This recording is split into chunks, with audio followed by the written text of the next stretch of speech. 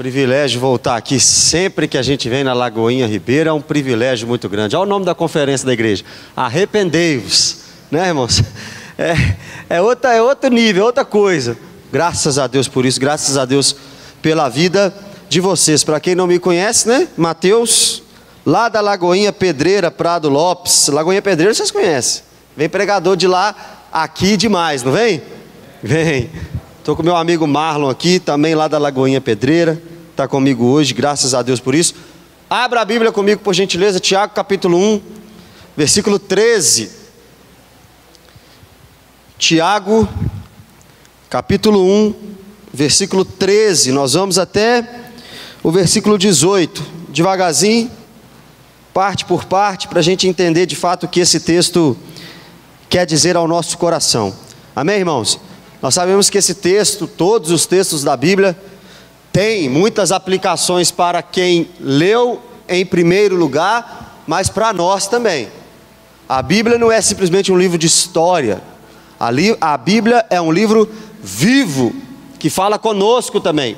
Se a gente pegar esse livro e for ler apenas como uma história, nós perdemos o sentido. Nós temos que saber o que os primeiros leitores entenderam, mas o que isso traz para nós hoje também. O que isso significa para nós hoje também, não é isso? Não é verdade? Então, o versículo 13, obviamente, vem depois do 12. Por que eu estou falando isso? O 12 vai falar uma coisa boa, que no início não parece bom: provação. No versículo 2, Tiago vai falar assim: olha, vocês têm que ficar felizes quando vocês passarem por provações. Por quê? A provação na vida do cristão, a provação na vida de alguém, ela vem para te deixar mais forte. A provação vem para fazer com que você passe como se fosse pelo fogo de Deus. Você é purificado. Quando você está sendo provado, você está sendo preparado e capacitado para uma obra. Quando você está sendo provado, Deus está preparando a sua vida e o seu caráter para aquilo que Ele tem para você depois da provação. O assunto de hoje é tentação. É totalmente o oposto. O crente passa por provação, mas também passa por tentação. Provação é algo bom, mas na hora parece que é algo ruim.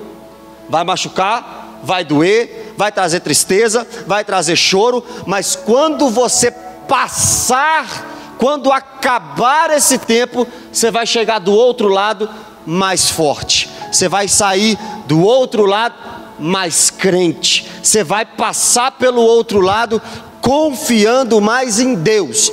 Então, é melhor aprender o que Deus tem para nós na provação, mesmo que doa, do que sair dela. Aquilo que Deus tem para nos ensinar na provação é melhor do que sair dela. Agora a tentação é diferente. Versículo 13 diz assim: ninguém ao ser tentado, eu já te falei sobre a provação, a tentação, ela não vem para te fazer crescer, ela vem para te fazer cair. Nós somos tentados, segundo Gênesis capítulo 3, versículo meia dúzia, e 1 João capítulo 2, versículo 16, nós somos tentados sempre em 3 áreas: desejo dos olhos, desejos da carne e soberba da vida. A gente cai nessas 3 áreas. O olho da gente enxerga, a gente já quer. A carne da gente grita e a gente já faz. Agora a soberba é o orgulho, é a capacidade que nós temos de querer cada vez mais, e sempre esse mais está errado. Nós somos tentados nessas três áreas. Enquanto a provação vem para nos fazer crescer, a tentação da soberba da vida, soberba dos olhos, desejo dos olhos, desejo da carne e soberba da vida, é para nos fazer cair. é para fazer com que a gente se afaste de Deus, é para fazer com que a gente se afaste do propósito de Deus. Nós teremos provações na vida e nós teremos tentações na vida, isso você pode ter certeza. E deixa eu te falar uma coisa, ó, a provação tem hora para começar e para acabar, a tentação também. Quando você está numa prova, quem já passou por uma prova aqui? Quem já passou por uma luta, uma dificuldade? Passou e acabou, não foi? Passou uma dificuldade e acabou aquela dificuldade. A tentação também, olha a tentação quando começa, quando você nasce. Aí a tentação acaba também quando? Quando você morre. A provação vem, te faz mais humilde, te faz mais quebrantado, você passa por ela. A tentação não, a tentação é 24 horas, é o tempo todo, é 7 dias por semana, 30 dias por mês. Por quê? Porque nós já fomos justificados, perdoados dos nossos pecados, mas ainda nós não fomos glorificados. Nós fomos salvos da culpa que o pecado nos traz, mas da presença do pecado ainda nós não fomos livres.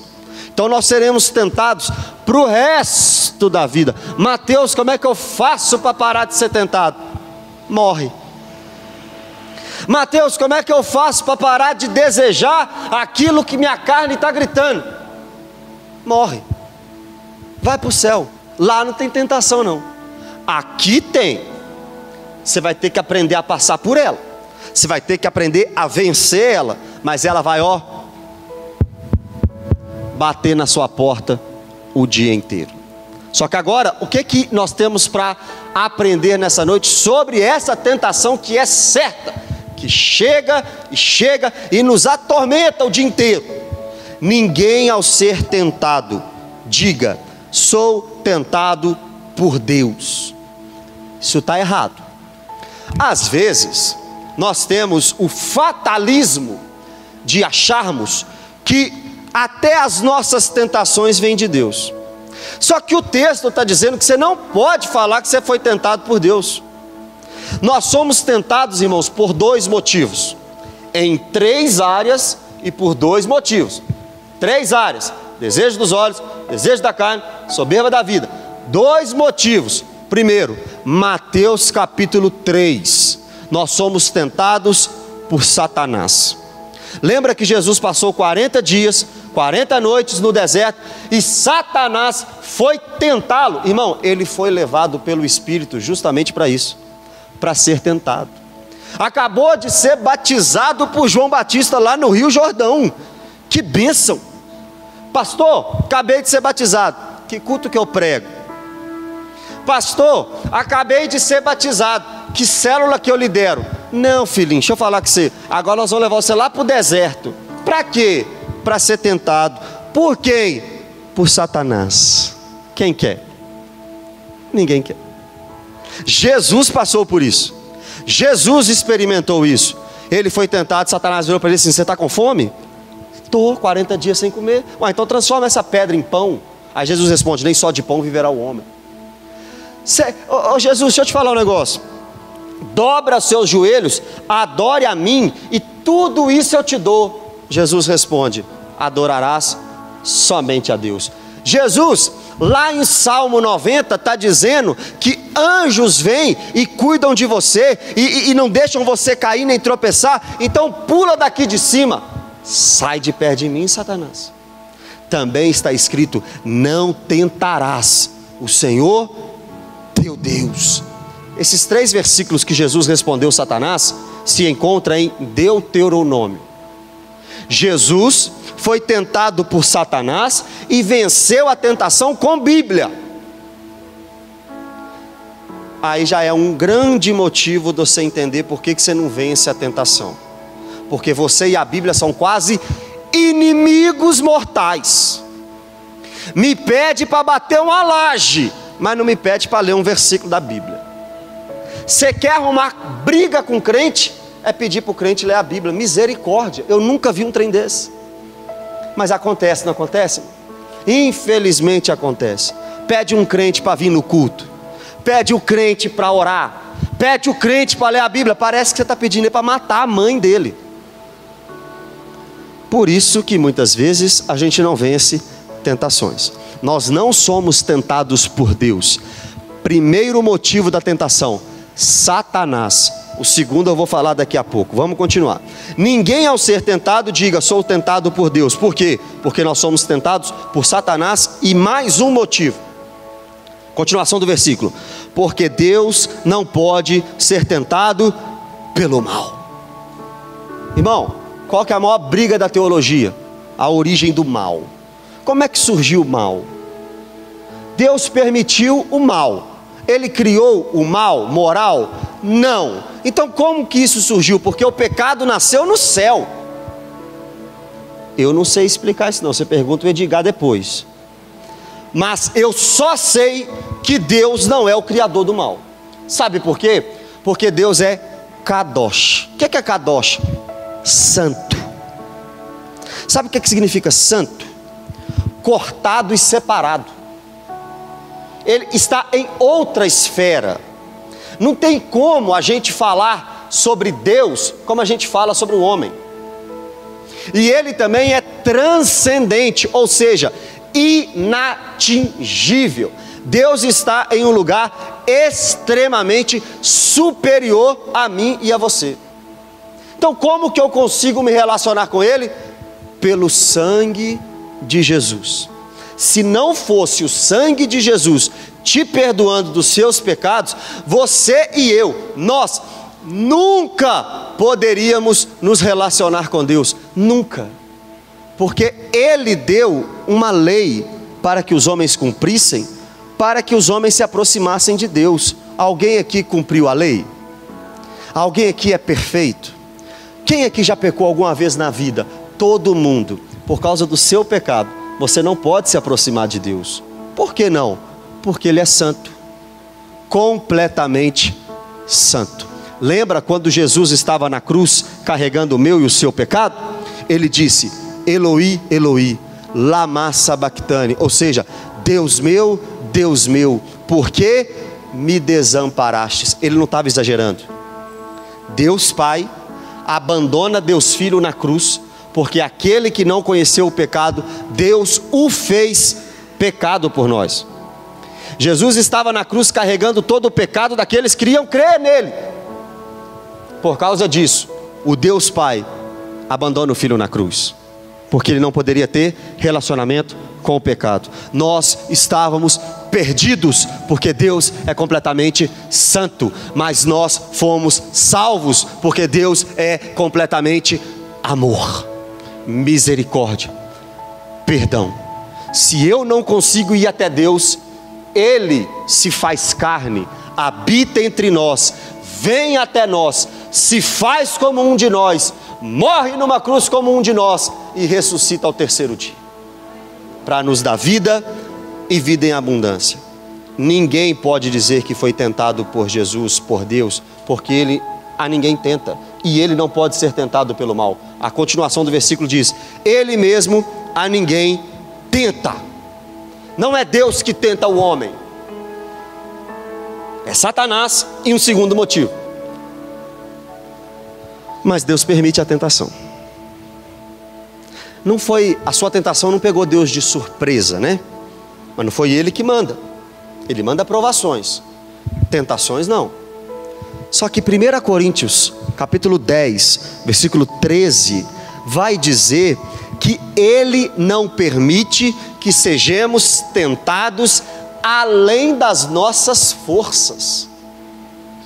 Mesmo Ele permitindo a tentação, Ele traz o escape para que a gente não caia nessa tentação. Sabe o que é escape? Auxílio divino. Deixa eu explicar. Você está prestes a esgualar não é? Como é que fala isso aqui? Esguelar. Você está prestes a esguelar alguém de tanto ódio que você está sentindo naquele momento. Você está sendo tentado de brigar com alguém. Aí o Espírito Santo fala no seu coração assim: isso é pecado, sai daí. Pensa 2 vezes, pensa 10 vezes. Você está arrumando para ir para o lugar que você sabe que você não deveria ir. O carro estraga. Seu pneu fura. É Deus te dando escapes para você não cair na tentação. Versículo 14. O segundo motivo pelo qual nós pecamos. Nós pecamos em 3 áreas: desejo dos olhos, desejo da carne, soberba da vida. Nós caímos em pecado, em tentação. Nós somos tentados por 2 motivos: Satanás, e o 14 é o segundo motivo. Versículo 14. Ao contrário, não é por Deus, diferente disso tudo que vocês estão falando aí, cada um é tentado pela sua própria cobiça. Sabe por que você pecou? Porque dentro de você, dentro de mim, tem um desejo ardente pelo pecado. Ah, quando eu assustei, eu caí no pecado, na tentação. Não. Você já estava querendo isso há muito tempo. Dentro do homem, cobiça é isso. Obrigado, irmão. Cobiça é isso. Um desejo ardente por algo. O que o seu coração cobiça, é aí que você vai cair daqui a pouco. Se o seu coração não está desesperado por Deus, ele está desesperado por outra coisa. Se o seu coração não é tomado por anseio de Deus, ele é tomado por anseios de outra coisa. E esta outra coisa pode te fazer cair, pode te fazer pecar. Irmão, não confie em você. Eu sei que tem gente que fala assim: não, confie em você. Dentro de você tem aí um gigante, dentro de você tem um leão, dentro de você tem isso, dentro de você tem aquilo. Confie no seu potencial, confie na sua... Não. Se você confiar em você, você vai cair em tentação. Agora, se você confiar em Deus, você não cai em tentação. Seu maior inimigo, irmão, não é o vizinho. Seu maior inimigo não é o pastor.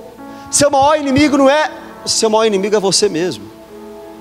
Dentro de você existe uma grande capacidade de fazer errado, de pecar, de desobedecer à lei de Deus. O problema é que a gente acha que a culpa está sempre no outro. Ah, eu pequei porque a mulher saiu seminua na rua. Ah, eu pequei porque aquele cara me mandou a mensagem. Ah, eu pequei porque o cara me fechou na rua, no trânsito. Ah, eu pequei porque o cara mexeu com a minha mulher. Por isso que eu pequei, por isso que eu matei, por isso que eu roubei. Eu roubei porque eu estava com fome, eu roubei porque eu não tenho oportunidade. Eu pequei por causa disso. Irmão, não foi por nada disso. Nós somos atraídos pela nossa própria cobiça. O desejo ardente do coração do homem sem Deus faz com que ele viva uma vida de pecado. Olha como que a sua cobiça faz com você. Continuação do versículo 14. Quando esta o atrai e seduz. O desejo ardente que você tem pelo pecado faz com você o que um caçador na floresta faz com sua caça. Atrair e seduzir é como se você estivesse colocando uma armadilha para uma presa que vem correndo e cai na armadilha. A sua cobiça é uma armadilha.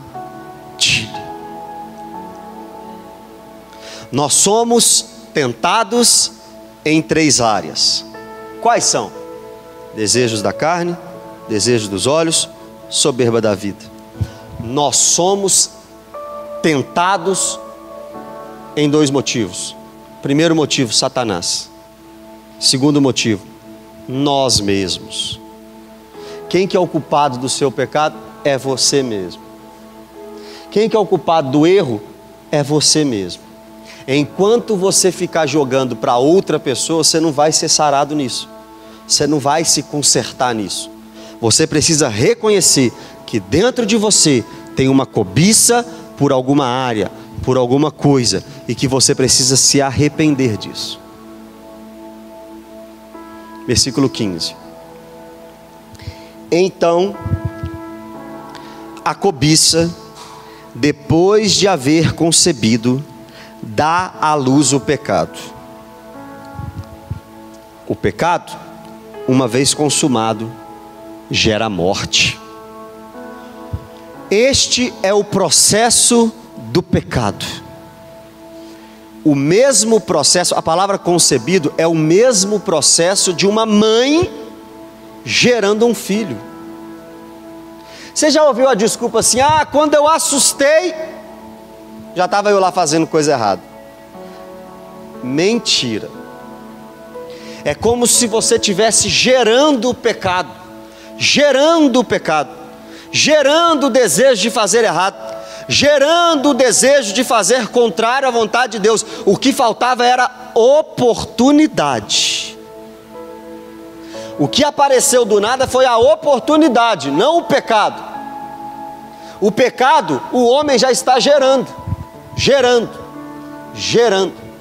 Só que olha o processo. Primeiro você gera, depois você peca, depois você morre. A Bíblia diz que o salário do pecado é a morte. Irmão, graças a Deus por nosso Senhor Jesus Cristo, não haveria nenhuma outra forma de sermos salvos, porque o homem sem Deus só quer essa vida de pecado, só quer gerar o pecado, só quer viver na prática do pecado. 1 João capítulo 3 versículo 6 diz que quem vive uma vida de pecado nunca conheceu a Deus. Eu estou dizendo que nós seremos perfeitos? Não, acabei de falar, nós não fomos glorificados ainda. Mas o verdadeiro cristão, ele tem anseio por obedecer a palavra de Deus. O problema hoje é que nós temos falsos cristãos. Os falsos cristãos geram pecado, e esse pecado nasce. Você não traz sua esposa de hoje para amanhã, não é assim que acontece. Primeiro você começa a olhar para a irmã do outro irmão, depois você começa a entrar no perfil social de outra mulher, aí depois você já está no site pornográfico, aí depois você já está cantando as mulheres na rua. Você está gerando. O próximo passo é ir para um motel com uma mulher que não é sua esposa. Você entendeu o processo do pecado? É assim. Primeiro você não trata aquela pequena discussão que você teve com alguém. Depois você não trata aquela raiva que você sentiu no trânsito. Depois você não perdoa o seu irmão. Depois você já está nas vias de fato com alguém. Depois a raiva fica tão grande, que você pega uma faca, pega um revólver e mata. É assim que gera o pecado. Primeiro, você tem uma vontade de ser muito rico. Depois, você começa a pegar 10, 15, 20 reais do caixa da empresa que você trabalha. Daqui a pouco, você está ganhando uma mensalidade corrupta. Hoje, você não paga o que você deve. Amanhã, você se tornou um corrupto. É processo.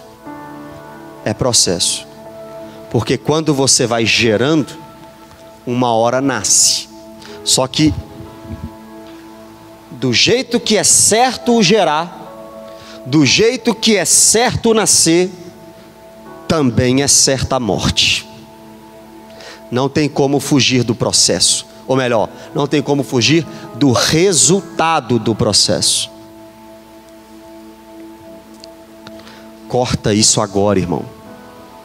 Você já está percebendo que você está sendo tentado ou por Satanás ou pela sua própria cobiça. Dá um fim nisso hoje.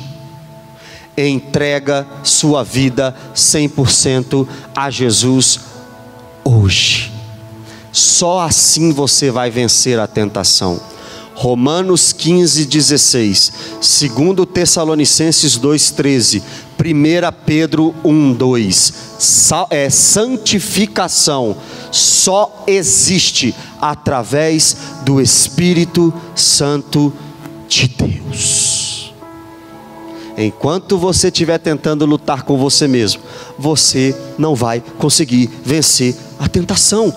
Não vai. Entrega para Ele, corre para Ele, se humilha diante dEle, que o escape chega. Versículo 16.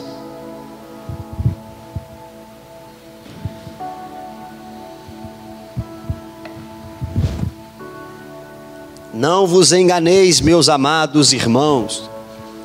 Parece que a ideia de que Deus que estava trazendo a tentação era grande. Porque Tiago está dizendo de novo aqui, olha, não vos enganeis. Irmãos, eu estou escrevendo para vocês, para que vocês não errem, para que vocês não vivam uma vida de erro. Presta atenção, eu estou abrindo os olhos de vocês. A tentação não vem de Deus, a tentação vem de Satanás e de vocês mesmos. Toda boa dádiva e todo dom perfeito são lá do alto. Você acabou de ouvir sobre o caráter do Deus que você serve.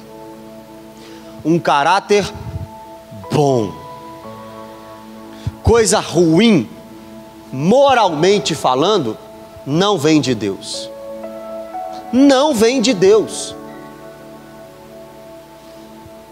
Eu ouvi um pastor que eu gosto muito de falar esses dias, que os nossos pecados foram predestinados por Deus. Irmão, acho que não.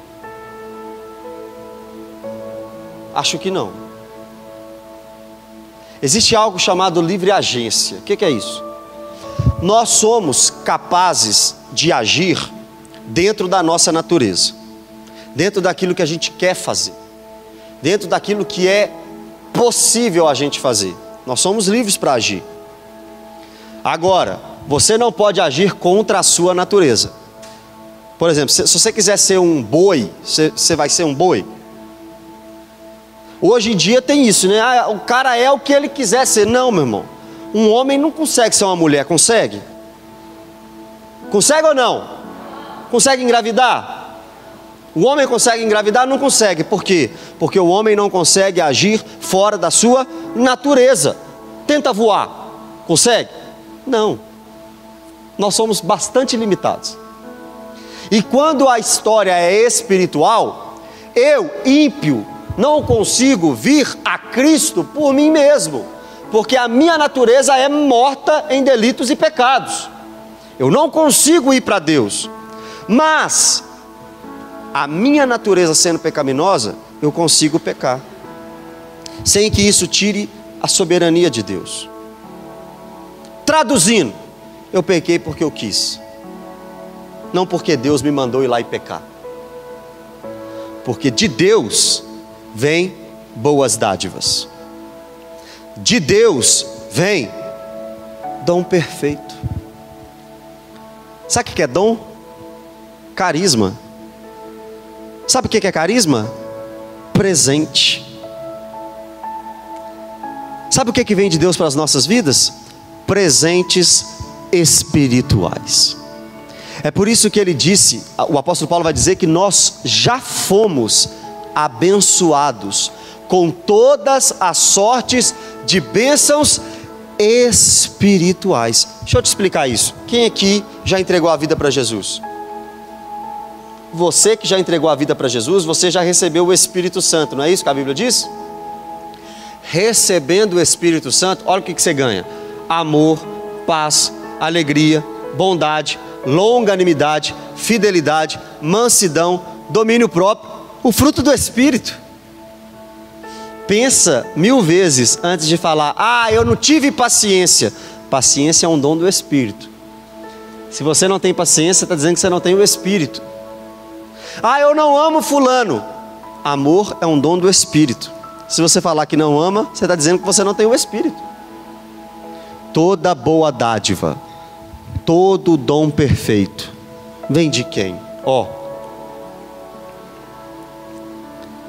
São lá do alto, descendo do Pai das luzes. Quem que é o Pai das luzes? Nosso Deus. E por que ele recebe o nome de Pai das luzes? Foi Ele quem criou os luminares, e criou a natureza, e formou o homem. O Pai das luzes é aquele que criou as estrelas. O Pai das luzes é aquele que criou o sol. O Pai das luzes é aquele que criou a lua. Quando foi isso, irmãos? Em qual dia da criação? No 4º dia. Criou os luminares, sol, lua e as estrelas. Mas por que nesse texto ele está sendo chamado de Pai das luzes? Pela continuação do versículo. Olha o que diz: em quem não pode existir variação ou sombra de mudança. Entenderam? O sol e a lua mudam. Tem estação. Um dia está mais quente, um dia está mais fraco, um dia está para lá, agora está lá no Japão, amanhã, porque é lógico que a terra que vai girando, mas um dia está no Japão, outro dia está aqui. E Deus muda? Imutável. Deus é imutável. Sabe o que é isso? Segurança para nós. Se Ele disse que você é filho, você é filho. Se Ele disse que tem uma promessa para você, não vai mudar. Se Ele te resgatou do império das trevas e te colocou no reino do Filho do seu amor, você vai ficar lá para sempre. Se Ele te separou, você está separado para sempre. Pois estou bem certo de que nem a morte, nem a vida, nem anjos, nem principados, nem o presente, nem o porvir, nem os poderes, nem altura, nem profundidade, nem qualquer outra criatura poderá nos separar do amor de Deus que está em Cristo Jesus, nosso Senhor. Se Ele te salvou, você está salvo. Se Ele te chamou, você está chamado. Se Ele te justificou, você está justificado. Ele não te ama hoje e te odeia amanhã. Ele não te abraça hoje e te chuta amanhã. Não, Ele te ama hoje e Ele te ama amanhã. Ele te abraça hoje e Ele te abraça amanhã, porque Ele não é como o sol, Ele não é como a lua, Ele não muda, Ele não tem variação nem sombra de mudança. Aquilo que Ele falou para a minha vida, aquilo que Ele falou para a sua vida, vai acontecer, porque Ele não muda de ideia. Ele não desiste de você. Ele se importa com você. Ele compreende o seu caminhar. Nunca houve amor tão grande. A Deus me ama, e o seu amor é tão grande, incondicional, incondicional. Deus me ama e Ele está sempre de braços abertos para mim. Seca-se a erva, murcha-se a flor, mas a palavra do Senhor permanece eternamente. Isaías 40, versículo 8. Irmão, João 10 vai dizer que nós estamos nas mãos de Cristo e que ninguém pode nos arrebatar de lá. Isaías 49 vai dizer assim, a partir do versículo 15: pode por acaso uma mãe esquecer do filho que ainda mama? Mesmo que isso aconteça, eu jamais esquecerei de ti, diz o Senhor. Por que Ele não vai esquecer? Versículo 16: eis que te tenho gravado nas minhas mãos. O texto de Apocalipse vai dizer: de nenhum modo riscarei o seu nome do livro da vida. Ele é imutável. É por isso que só bondade vem dele. Isaías 45, versículo 7, vai dizer que ele cria o mal, mas mal de calamidade. É ele que traz juízo sobre a terra. Foi ele que trouxe o dilúvio. Foi ele que trouxe as 10 pragas do Egito. Isso ele traz, mas mal moral, pecado, não é ele que traz.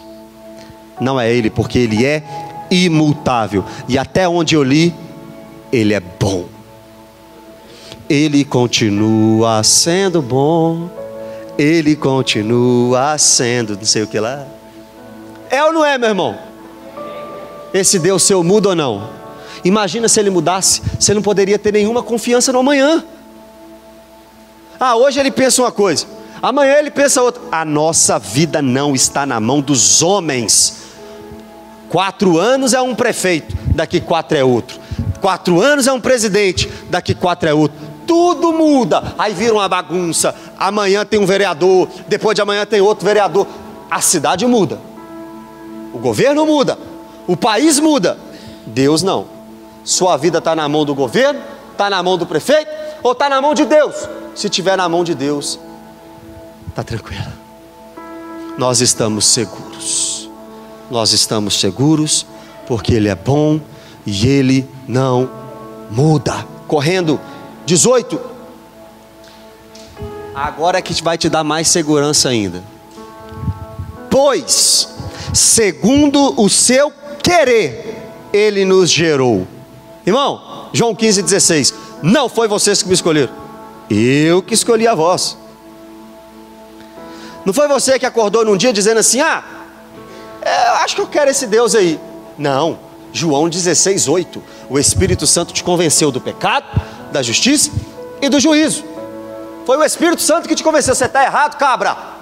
Converte, se arrepende, volta para mim. Não foi você que foi até Cristo. João 6,44 diz que foi o Pai que te levou até Ele. Não é isso? Você entendeu o que você leu? Olha o que o texto diz. Pois segundo o seu querer, Ele nos gerou. Foi da vontade de Deus que você nascesse de novo. Foi da vontade de Deus que você fosse transformado. Foi da vontade de Deus que você fosse salvo.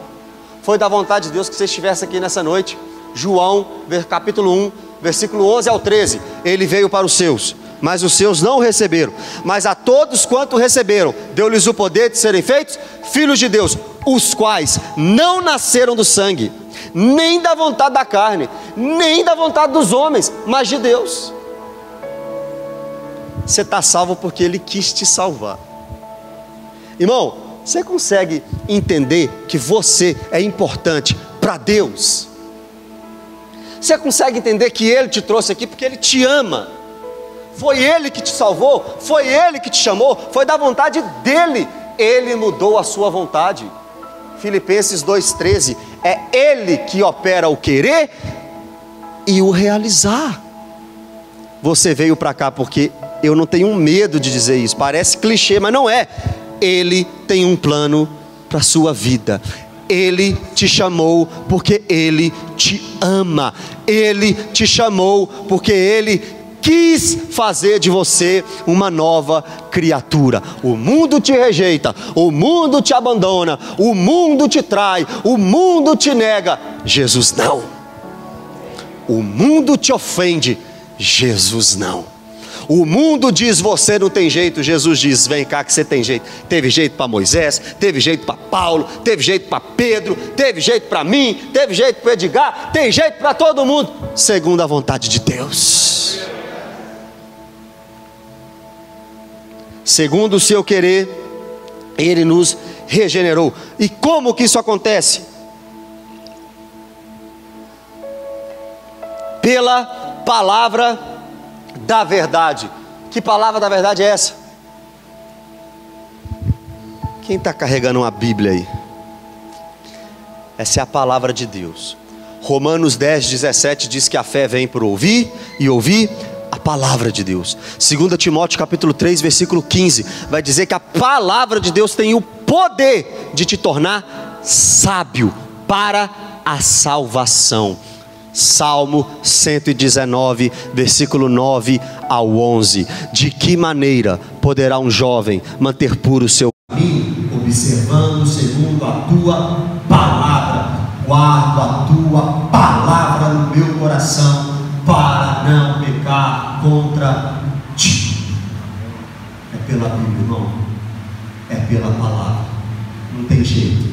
Não existe crente sem palavra. Não existe crente sem Bíblia. Não existe fé em Deus sem Bíblia. É impossível, porque aí está o nosso manual de fé e prática. Você lê este livro, você ouve sobre o livro, a fé vem no seu coração como um presente de Deus. Efésios 2:8, Filipenses 1:29, Hebreus 12:2, 1 Coríntios 3:5, e aí você é regenerado pela vontade permissiva, mandatária, chama do jeito que você quiser, pela vontade de Deus. Irmão, Deus proporcionou para nós um livro para nos guiar nessa vida. Por que você lê a Bíblia? Por que você quer esse livro? Por que você estuda esse livro? Porque se eu não andar segundo esse livro, eu estou perdido, irmão. Se eu não andar segundo esse livro, eu estou perdido. Eu não sei andar sozinho. Eu não sei andar por mim mesmo. Eu não tenho regras para a minha vida. Deus tem. E é através dessa palavra. Para que fôssemos como primícias das suas criaturas. Sabe o que o texto está dizendo? Quando ele está dizendo que quem lesse essa carta seria primícias da criatura. O que é primícia? São os primeiros frutos, não é? Não são aqueles frutos que garantem a colheita. Isso fica claro nas festas de Israel. Primeiro vem a festa da Páscoa, dos pães asmos, e depois a festa das primícias. E depois das festas das primícias, Pentecostes, a festa das colheitas. A primícia é o que garante a colheita. O primeiro é o que garante os últimos. O que é que Tiago está querendo dizer? Quem leu essa carta pela primeira vez foram as primícias.